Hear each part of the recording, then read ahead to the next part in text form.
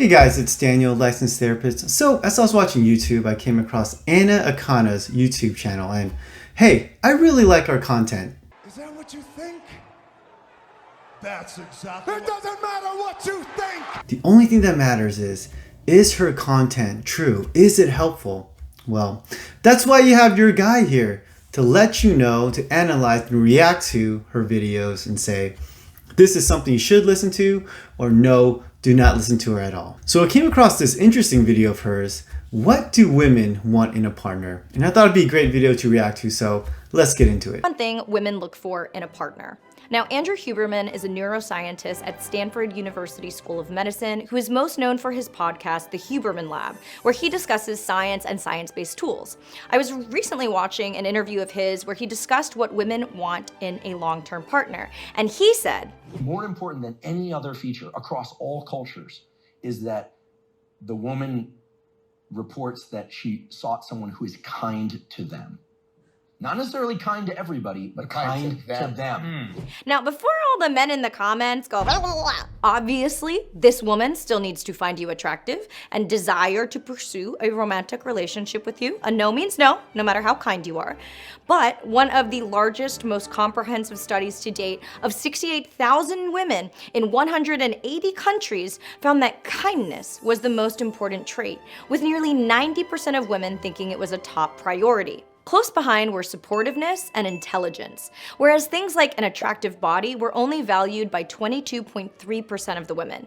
More than financial security or attractiveness, what shows up again and again in the data is that women tend to pair up long-term with someone who is kind to them. Now, according to the senior scientist at the Kinsey Institute and lead researcher on this project, Virginia J. Vitzthum, kindness is the key to the human capacity for forming long-term social bonds, so essential to our evolution.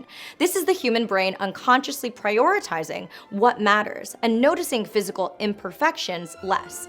Intrinsic goodness and shared values are what drives real romance. So it's hard to argue with Huberman, but I think a lot of people would think that the results of this study is really surprising, because don't women want that super alpha giga chad? Apparently not. But let me offer up an explanation as to why. Kindness. So what is kindness? Well, to me, in my professional opinion, kindness is just a large, expanded emotional availability. The kind person is typically very self-fulfilled, they're confident, they're very available to people. They don't need to worry about themselves because they're fine. So they're able to be there for you. And yeah, that person is very attractive because they can simply just care for other people very selflessly. And that is something that a lot of people want out there. And what does kindness really show? What do those traits really mean? Well, I hate to say it again, but emotional health. And I feel like a broken record, but I'm going to say it over and over again.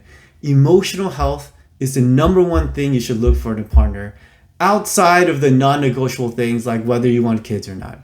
So kindness basically is an indicator that someone is internally well. And why is that good for us? Well, what we do when we look at a person is we unconsciously project into the future what it would be like. And when we talk about someone who's kind, someone who is emotionally healthy, we think of a future that is good, something that's easy, something that's clean. Because otherwise we'd be in conflict constantly, it'd be emotionally painful, and that's something we want to avoid for many, many years in the future. So I completely agree with what she's saying here. Kindness is good, and to me, it just means emotional health. But I know some of you are thinking, Daniel, what about some of those girls that want that super alpha giga chad? Some of those girls who always date the jerk. I mean, you've heard the phrase, nice guys finish last. Well, let's process that a little more, because I think if you look at that example, yes, if you're a nice guy, if you're a kind person, if you're emotionally well, you're not going to get that girl. You're not what she's looking for, and you will finish last. But if we project out, are the people that get that girl happy? Because basically what she is saying is, I want someone who is not emotionally healthy, not emotionally available. I don't want the kind person. I would then say that person, that girl, the person that wants that alpha giga chad is not emotionally healthy herself. So she would actually be someone to probably avoid. So I like this first part. I agree with what Anna is saying here. And I think it's a good thing. It's a good message to get out there. But let's keep going. But if you really want to know what the best physical traits are, both gay and straight women said an attractive smile and nice eyes were the most important physical features a partner can have. They went a little further, and this is kind of where it gets funny. Straight women chose an average size penis, not a large one, followed by short hair, large hands, an attractive back, whatever that means, muscular arms, and facial hair.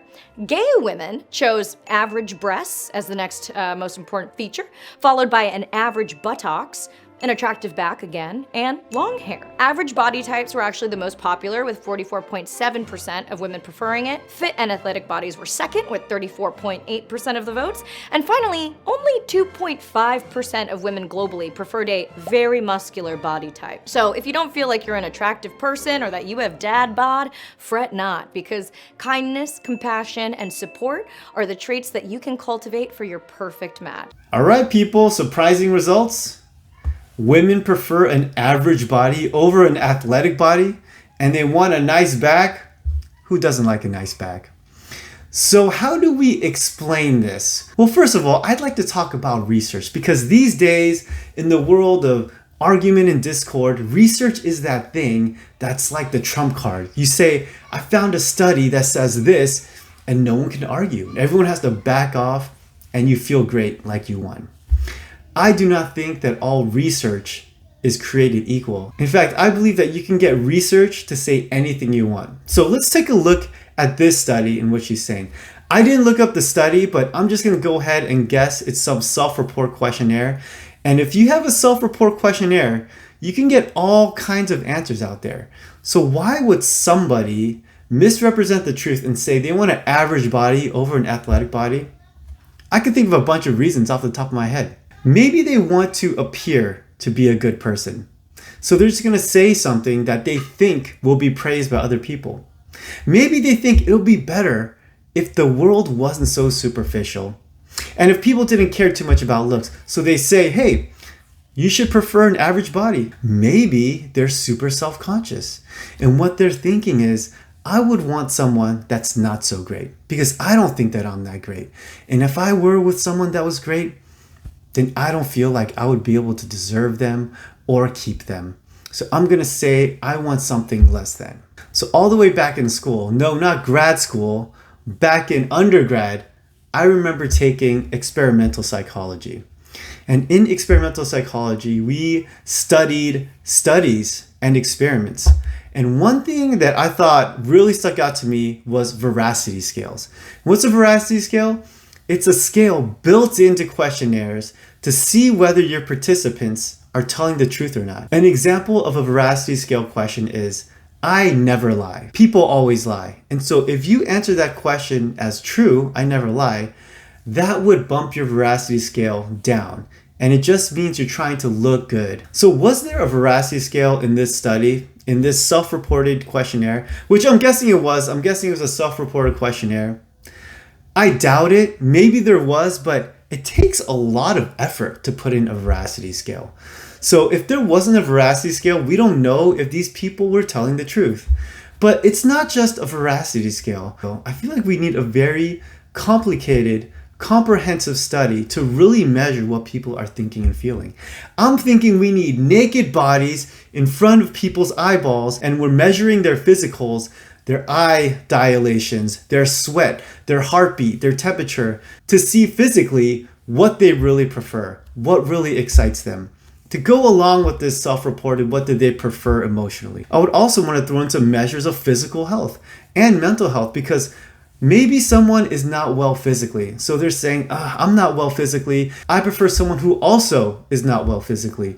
Maybe someone's not well mentally, and we've covered that. But you know, the study isn't bad overall, but I just fear the takeaway. And the takeaway could be, hey, I've got a dad bod. That's great. I'm in the ideal. That's what people want. They don't want fit people. And here's the disagreement. No matter where you are, I believe in striving for health. You want to be as emotionally healthy as possible, and that will be attractive to other emotionally healthy people. But also, health is mental and physical. You want to be physically healthy as much as possible as well. If you have a dad bod, work on yourself physically. Work out, eat well, get fit. And I think that that would make you more attractive to women. Get well mentally, emotionally, and physically. Thanks for watching, you amazing person. I'll see you next time.